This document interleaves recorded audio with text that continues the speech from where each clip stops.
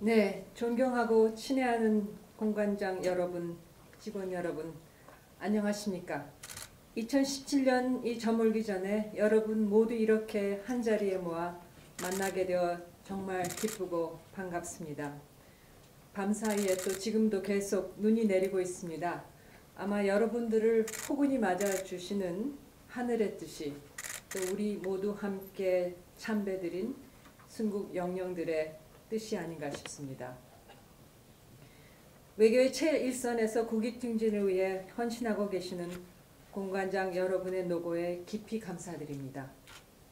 특히 신정부 출범 이후 양자와 다자 차원에서 정상 외교를 빠르게 복원하는 등 우리 외교의 새로운 동력을 발휘하는 데는 현장에서 여러분들의 헌신과 리더십이 원동력이 되었습니다. 어려운 여건 속에서 열심히 역할을 다해주신 공관장 여러분들과 직원 여러분들에게 이 자리를 빌어 깊은 사의를 표합니다. 또한 새로운 임지로 부임을 앞두고 계신 공관장들께도 축하와 격려의 말씀을 드립니다. 우리의 외교 환경이 나날이 복잡해지고 새로운 도전과 기회를 맞이하고 있는 가운데 남다른 경륜과 전문성을 갖춘 분들을 모시게 되어 정말 기쁘게 생각합니다. 앞으로 우리의 국익과 위상 제고에 큰 몫을 하실 것으로 기대가 큽니다. 오늘부터 닷새간 재외공관장 회의가 개최됩니다. 신정부 출범 이후 처음 개최되는 이번 회의는 국민과 국익을 중심으로 하는 국정 철학과 외교 정책의 구체적인 실행 방안을 함께 만들어 나가는 데 중점을 두고 준비하였습니다. 또한 외교부의 혁신 과제와 함께 해외 진출을 희망하는 청년과의 대화, 영사 콜센터 방문, 다양한 봉사활동 등 국민과의 소통 일정이 대폭 확대되었습니다. 20여일 앞으로 다가온 평창 동계올림픽의 성공적 개최를 지원하기 위한 현장 방문 일정도 마련되어 있습니다. 모쪼록 허심탄회한 대화와 토론을 통해 외교 분야에서 신정부의 국정과제의 효율적 이행을 위한 지혜를 모을 수 있기를 기대합니다. 동료 여러분, 지난 5월 문재인 대통령께서는 국민과 함께 가는 국민의 나라 정의로운 대한민국의 시대를 열었습니다. 우리 외교부도 새로운 국정 기조에 맞추어 국민 중심 외교, 국익 중심 외교, 능력 중심 외교를 표방하면서 지난 7개월 동안 매일매일의 외교적 과제를 풀어나가기 위해 정신없이 달려왔습니다만 여전히 우리 앞에는 다양한 난제가 놓여 있습니다.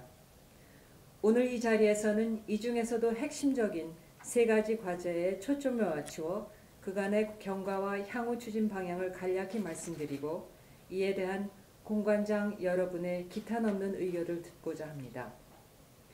첫째, 우리가 당면한 가장 시급한 과제는 여전히 북핵 문제입니다.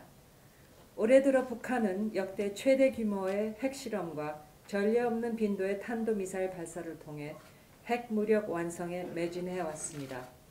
김정은이 올해 신년사에서 ICBM 실험 발사 마감 단계라고 한 말을 증명이라도 하듯 지난 11월 29일 화성 15호를 발사하며 핵무력 완성을 주장하기에 이르렀습니다.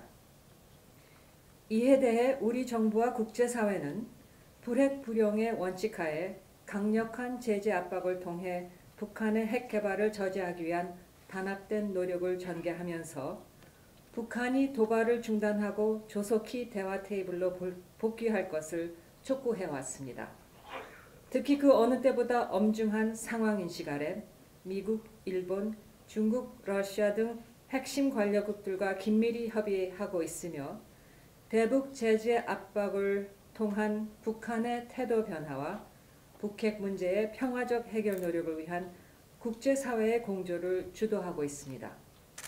앞으로도 우리 정부는 국제사회와 함께 북한의 추가 도발을 억제하고 한미동맹 차원의 대북 억지력을 강화해 나가면서 한반도 안보 상황을 안정적으로 관리하려는 노력을 이어나갈 것입니다. 이와 동시에 우리의 외교적 공간을 확보하고 북한을 대화의 장으로 이끌어내기 위한 다각도의 방안을 모색하면서 북핵 문제의 평화적 해결을 위한 노력을 집요하게 기울여 나갈 것입니다. 둘째, 북핵 문제의 평화적 해결을 위해서는 미, 중, 일러 주변 4국과의 협력이 무엇보다 중요합니다. 이에 우리 정부는 출범 이래 다른 무엇보다도 정상 외교의 공백을 메우고 주요 양자 관계를 정상화시키는 데 중점적인 노력을 기울여 왔습니다. 출범 2개월 만에 방미 및 G20개기 주변 4국과의 정상회담을 통해 정상 외교를 본격 가동하였고, 이후 대통령의 9월 러시아 방문, 25년 만에 미국 대통령의 국빈 방문, 그리고 지난주 대통령의 중국 국빈 방문에 이르기까지 지난 7개월간 그야말로 유례없이 활발한 정상 외교를 전개해왔습니다. 특히 대통령의 지난주 중국 방문은 수교 25주년이 다 가기 전에 사드 문제로 경색되어 온 양국 관계를 정상화시키는 데 큰 걸음을 내딛었다는 점에서 의의가 있었습니다. 이러한 기조를 이어가면서 미국과는 11월 한미 정상회담의 후속 조치를 이행해 나가는 가운데 고위급 협의와 공조를 지속해 나갈 것입니다. 일본과는 양자 관계가 역사를 직시하는 가운데 미래지향적인 성숙한 동반자 관계로 발전될 수 있도록 고위급 교류 및 소통을 활성화하고 다양한 분야에서의 실질 협력을 증진해 나갈 것입니다. 러시아와는 9월 정상회담에서 합의된 5개의 협력의 틀을 기반으로 9개 다리 분야의 협력을 추진하는 등 전략적 협력 동반자 관계의 실질적 발전을 추진해 나갈 것입니다. 이들 4개국 공관자들께서 주재국과의 관계를 한층 더 발전시켜 나가는데 큰 활력을 불어넣어 주시기를 기대합니다. 셋째, 당면 현안인 북핵 문제의 평화적 해결과 이를 위한 주변 4국 외교의 중요성과 더불어 우리 외교의 지평을 지속적으로 넓혀나가는 일 또한 우리 국익과 직결되는 문제입니다. 대통령께서는 저에게 장관 임명장을 수여하시면서 외교 다변화 추진을 주요 과제로 주문하신 바 있습니다. 과거에는 대통령 취임 후 주변 4국 중심으로 이루어져 왔던 특사 파견국에 이번에는 EU, 독일, 아세안, 인도, 호주, 에콰도르 등을 포함시킨 것도 이와 같은 맥락입니다. 특히 지난달 인도네시아 국빈 방문 중 대통령께서 천명하신 신남방 정책은 아세안과 인도 등 서남아시아와의 협력 관계를 한층 격상시키겠다는 우리 정부의 의지를 천명한 것으로서 9월 블라디보스톡에서 발표하신 신북방 정책과 더불어 우리 외교 정책의 주요한 축이 되어 동북아를 넘어선 주변 지역의 공동 번역을 모색할 것입니다.